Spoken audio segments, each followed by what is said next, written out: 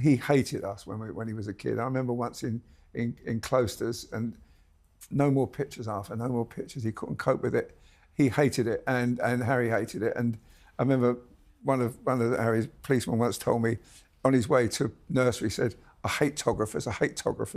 And William was determined that wasn't going to be for his children. And the way he does it, I think Kate's pictures are brilliant of the children. I think she shares them with us, and there's no pressure on them. They go to school without any intrusions.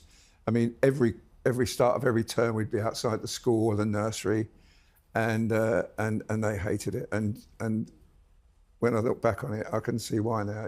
Now. Just to clarify, he likes you now, though, doesn't he? Oh yeah, we're good friends now. Yeah, but I mean, then it was tough. Yeah, I mean, I feel for him now. I remember clearly when he came up to me that day, he said, "Please, no more pictures."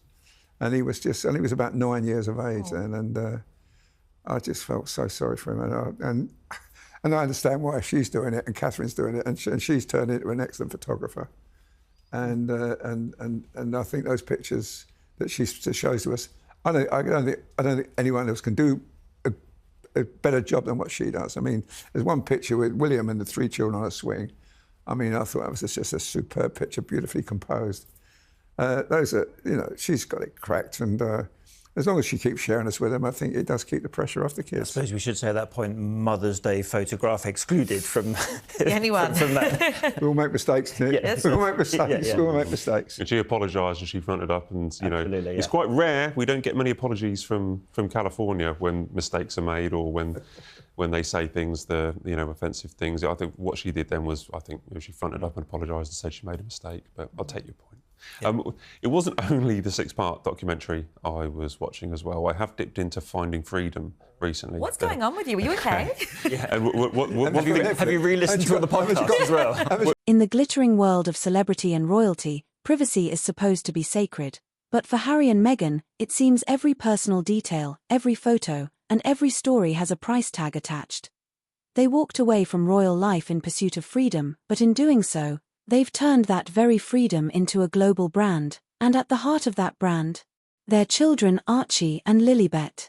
Today, we're asking the hard question: have the Sussexes sacrificed their kids' privacy for money? And more importantly, why would Prince William never do the same?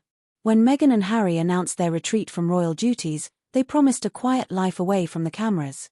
Yet, the cameras never stopped rolling. Only this time, they controlled the lens. From Netflix deals to podcast exclusives and highly curated family images, every glimpse of Archie and Lilibet feels less like a family moment and more like a marketing move. Critics argue it's a contradiction, preaching privacy while monetizing selective exposure. It's privacy for profit. And in the court of public opinion, that's a price that's too high to pay. Prince William, by contrast, has drawn a very different line in the sand. He understands the public's curiosity, but he also understands the long-term cost of fame without boundaries. Every photo of George, Charlotte, and Louis is handled with care, released sparingly, and on his terms, not the tabloids. William and Kate's approach is rooted in one clear principle: their children are not content. They're the future of the monarchy. And that's what separates the heirs from the Hollywood royals: restraint, duty, and a respect for the privacy of the next generation. Behind the glamour, this isn't just a story about fame, it's about values. For the Sussexes, independence means visibility. For the Cambridges, stability means silence. 2 brothers raised under the same palace roof, now living 2 very different philosophies of family and fame.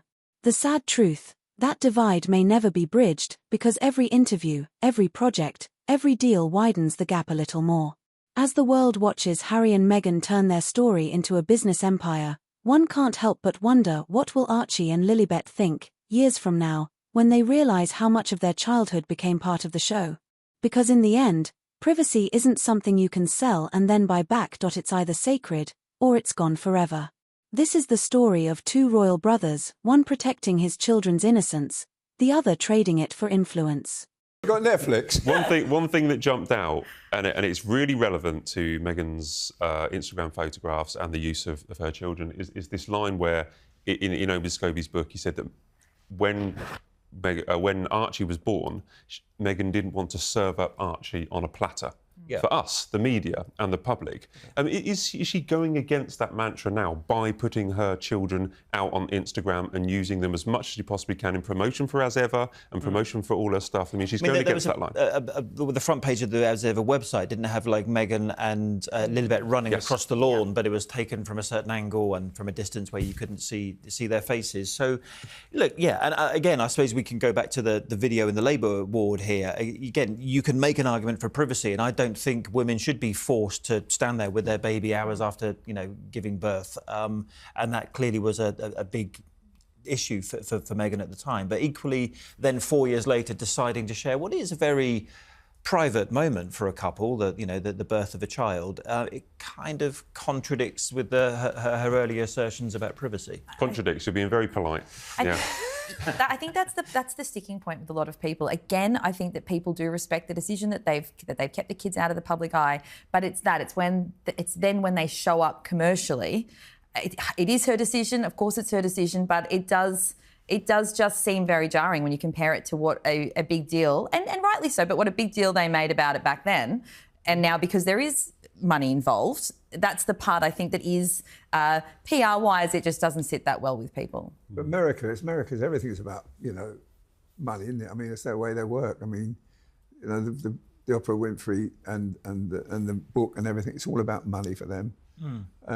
Here, it's not that way, I mean, Catherine doesn't charge us for her pictures, she shares them with us freely. And I think, but there it's all about making money. Yeah, but I suppose Catherine's got the Duchy of Cornwall to fall back on, which is £23 million a year. But I mean, Harry and Meghan do have to make money, don't they, somehow? And if by using their fame and their notoriety, that's how they do it. That's clearly what talking about making money. You touched on this earlier about the hotel and restaurant idea. So the Sussexes or Archwell or As Ever, I think it's As Ever, has registered or the desire to use its trademark on hotels and restaurants.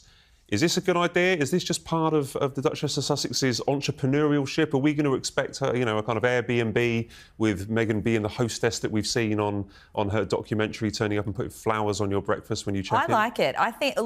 I like it for her in terms of it was laid out there that Insiders had said she wanted to be a billionaire and she was planning to be a billionaire. I didn't see how that could happen with what she had already put out. Maybe this is the way in, the hotel and restaurant. I mean, the jam wasn't going to make her billions. You're going to have to sell a lot of jam at a really high price. It is sold out, though. People want it. Yeah, but how many were on sale, Chris? That's the question. But when I saw this, I thought, again, if that's her ultimate goal, I suppose this is a good area of it to go into. But, of course, the problem with that is, as we discussed on this show, is with Meghan, her hosting skills, they're good, but we weren't exactly sort of, reinventing the wheel with what was being suggested. I think it was like flowers on pillows and with the pretzels in a different bag. Anyway, bath bombs. Flowers on the fried egg. Edible flowers on absolutely everything. Although I do see for her, she has connections with Soho House. She has her friend, I think he's one of the higher ups there. I can see that she could be interested in creating a space like that, and putting her Meghan brand on it. I cannot imagine it would be in the UK. I don't think you're going to attract the clientele you want to that. So she's probably, this is a big US push, but who knows? We'll watch and see. Arthur, what's your thoughts? Could Meghan run a successful hotel chain? Would you stay there? I think she can make money. I think she's pretty good at it. I think she could probably do that. Yeah, I think, people probably want to be associated with someone as famous as her. And who knows? But she's certainly going it alone now and doing very well. But, you've got to sell a lot of jam to become a billionaire, you're right. And maybe this is the only way she's going to do it. And then will she run? Does she want to go for be president? Who knows? She's got a lot of ambition. She might go into politics. Who knows? I think she ruled that. She ruled that out on the podcast, right? We've got Meghan for the rest of our life. We've got 30 or 40 more years of this, maybe even longer. Meghan's going to be with us a long while. Maybe it would be really interesting if on a royal tour somewhere we ended up staying in a Meghan-branded hotel. Oh, God. I think the palace would kill her rather than do that. The ultimate royal story. There you go. You mentioned there about Meghan going it alone. It does really seem that all these things that she's doing with her Instagram page, As Ever, her cookery show, as I like to call it, and potentially adding, hotels and restaurants. What's Harry doing? Well, exactly. I don't know. He's probably just still feeding the chickens. I don't know what he does every day. I mean, he probably takes the kids to the park and stuff like that. But he doesn't seem to be having a real role now. And he and you know, I keep thinking back to that video he made after when he lost the court case, and he looked so sad in that, so really down and not upbeat like he was normally. And I feel somehow he's having probably second thoughts. Maybe this is not such a great. Do you mean with the BBC interview? Because I thought the same. I wondered, sad. that was only a month ago, you know? I know. It's been years, and as you say, for better or worse, Meghan's forging ahead with her path. But seeing Harry look exactly as you say, all he wanted looking so to do was defeated and reconcile with his father. Yes, and it's so reflective, and it's still that looking back. And I think it appeared, and look, we don't know what goes on behind closed doors, but from that interview and the things he was saying, it just appears he seems quite stuck.